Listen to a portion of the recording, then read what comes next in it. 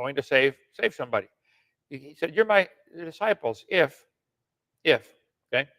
Henceforth, I call you not, he said, I call you not servants, for the servant knoweth not what his Lord doeth, but I have called you friends.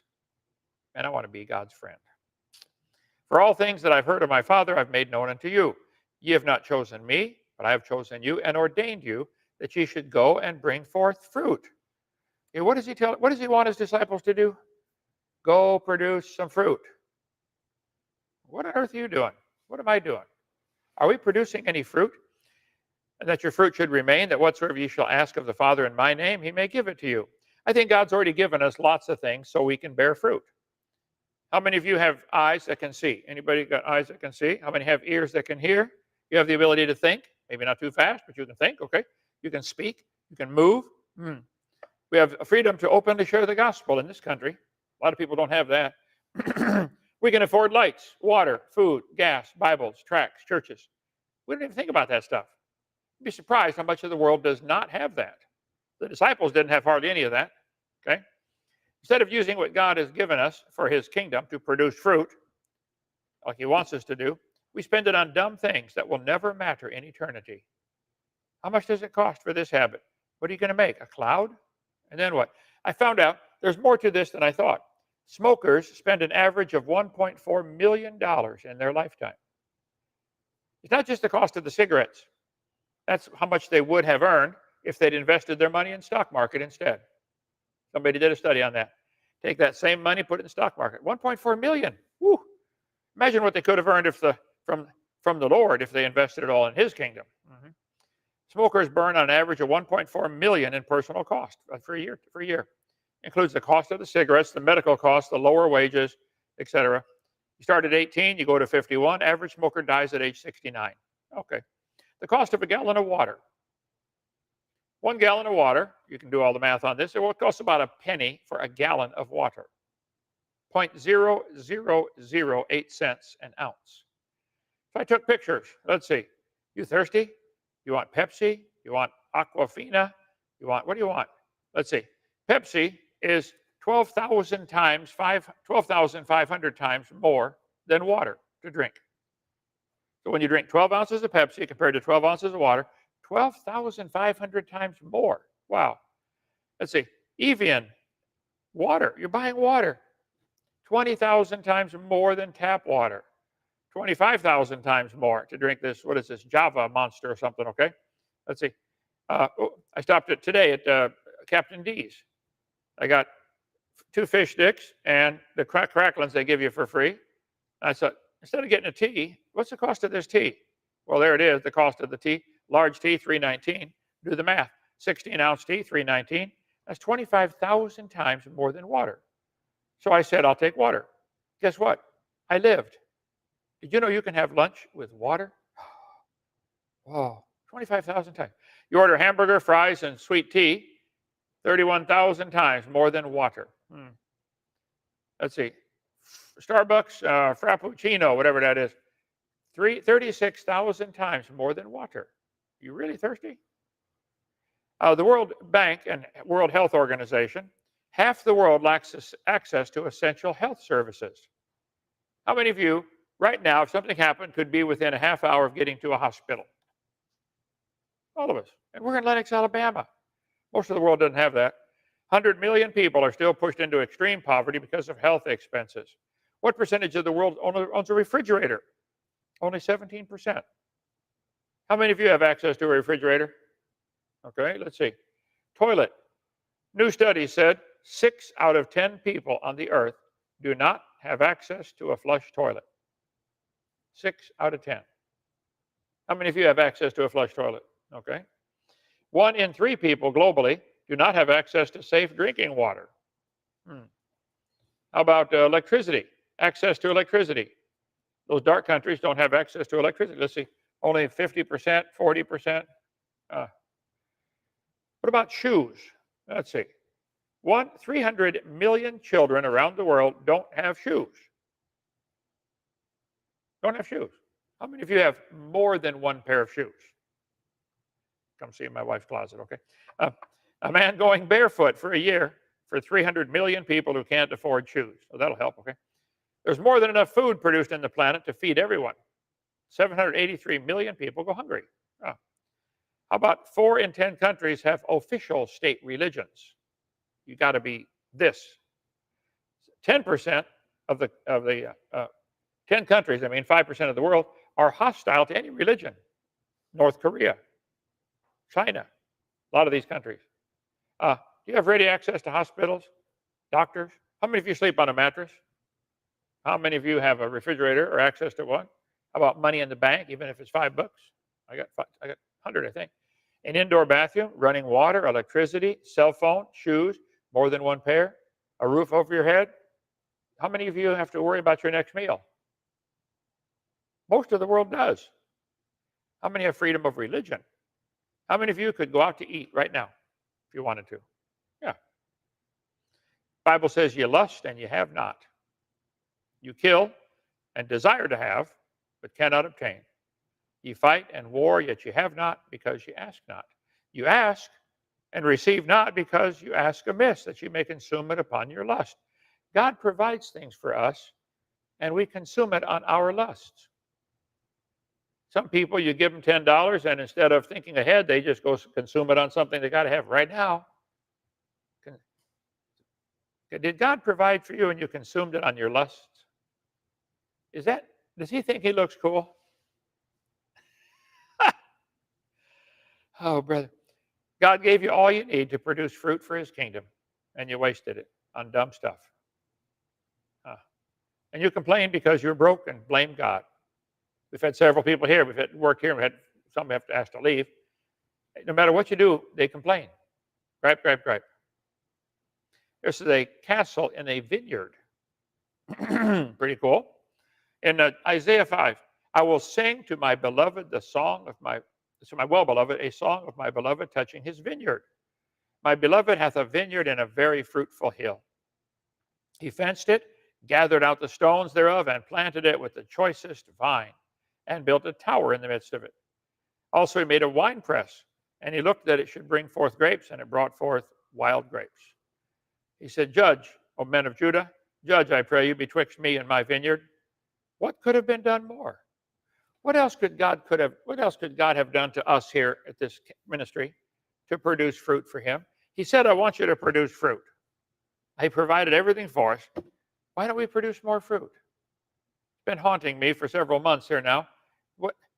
I know God's going to say, Kent, I gave you this much and you did this much. What happened in here? We're all going to be judged one day. What are you doing? What on earth are you doing? He said, go to now. I'll tell you what I'll do to my vineyard. I'll take away the hedge.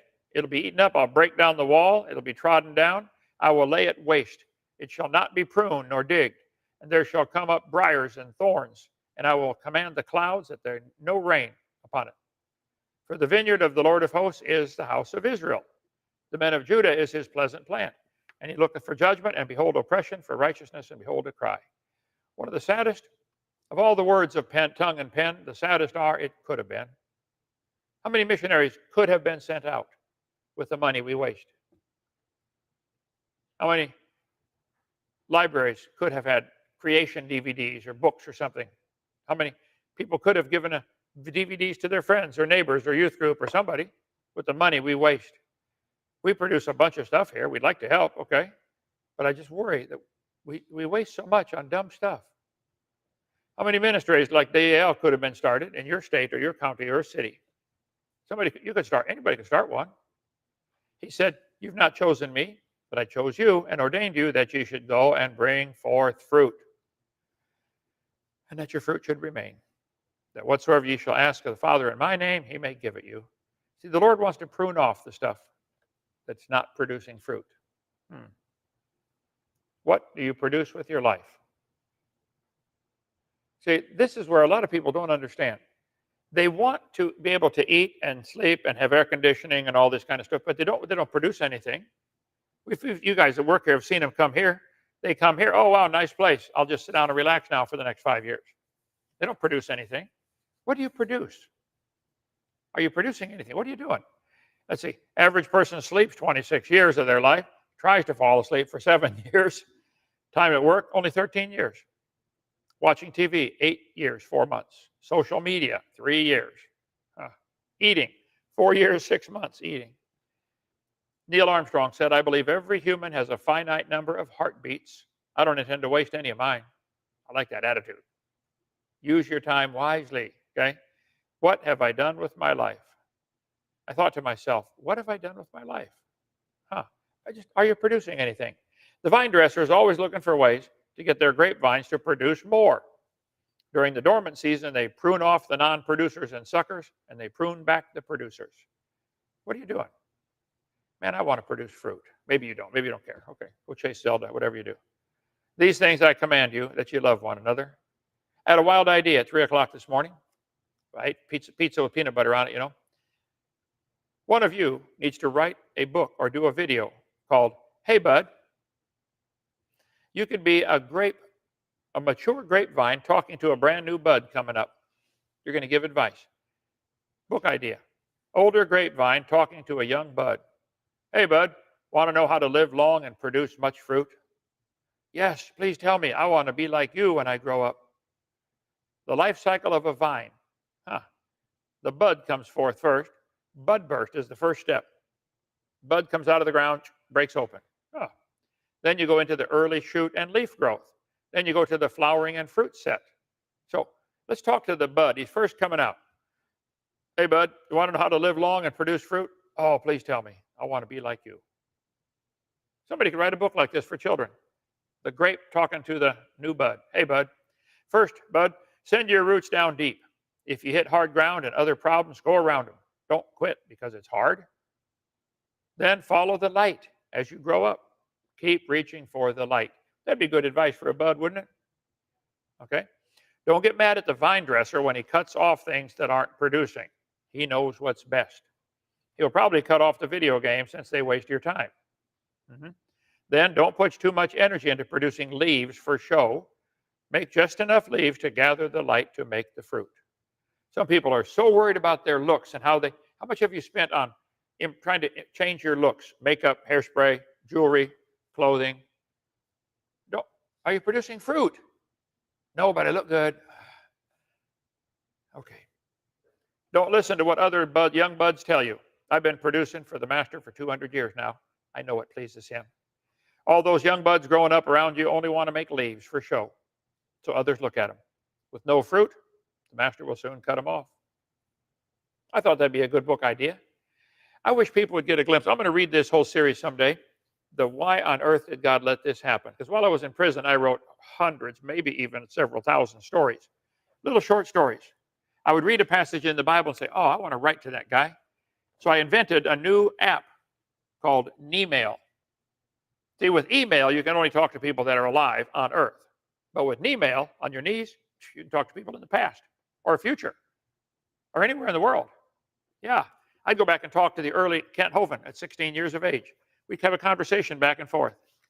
I'm going to read this whole series one of these days and put it on audio. Well, I guess it would be video and audio. Produce a series.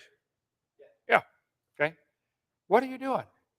Is there anything in you that says, man, I want to produce some fruit for the Lord? You're too busy making leaves? It's up to you.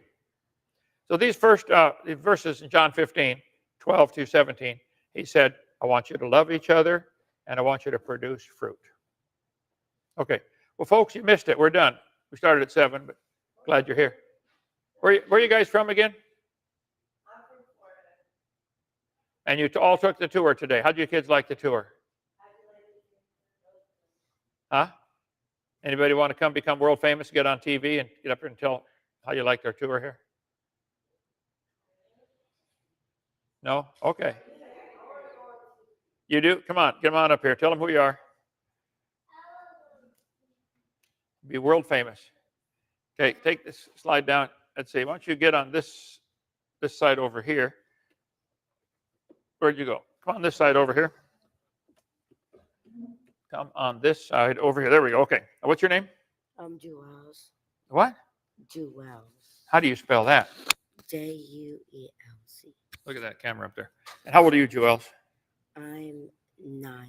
9. And how old are you going to be when you're almost 11? 10. 10. And how old were you when you were born? 0. Okay. And how much do they pay you to be good? 0. So you're 9 and you're good for nothing, right? Yep. Okay. And how did you like the tour today? It was good. And did you go down the zip lines? Yep. You did? Mhm. Did you jump off the tower? Mhm. Did you climb the new climbing tower? The The rock one- the wall, the rock wall. Oh, yeah. Yeah. And what else did you do around here? What did you like? What's your favorite thing? I don't know. You recommend other people come? Yes. Okay. Good. And did your wife come? No. Wow, I'm so sorry. Bring her next time, okay? Okay. Okay. All right. Thank you, sir. Appreciate it. Amen. Glad you came. We have visitors come from all over the place. I believe I got the right count. 77 countries now they've come from. So we just want to help draw people closer to the Lord. Come visit Dinosaur Adventure Land. That's it. Any questions or comments there, brother?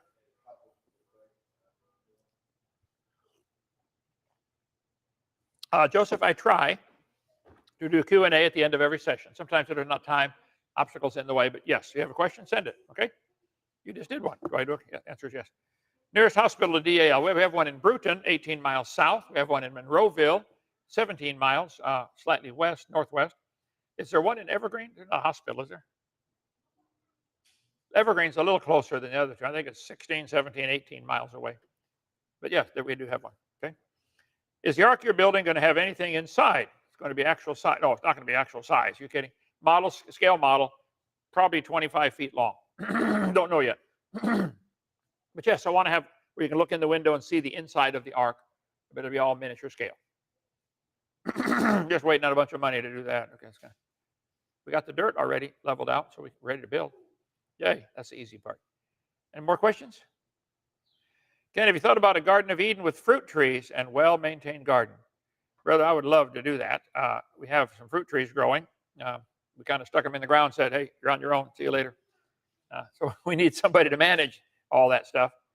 Yeah, my wife tries to do that and manage the landscaping here and all the food for all the people here that live here and the secretarial stuff. She's overrun with stuff. So that's it. Okay, thank you. See you tomorrow. Whack an Atheist tomorrow night.